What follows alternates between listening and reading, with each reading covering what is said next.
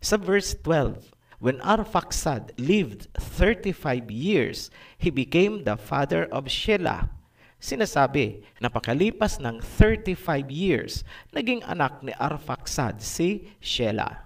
Sa verse 14, Genesis chapter 11 pa rin po, when Shelah had lived 30 years, he became the father of Eber. Pakalipas daw ulit ng 30 years, naging anak ni Shelah si Eber. Dito na nagsimula maging distinct ang lahi ng mga Hebreo. Sa verse 16, when Eber had lived 34 years, he became the father of Peleg. Pagkalipas ulit ng 34 years, naging anak ni Eber si Peleg. Verse 18, when Peleg had lived 30 years, he became the father of Reu. Pagkalipas daw ng 30 years, 30, naging anak ni Peleg si Reu.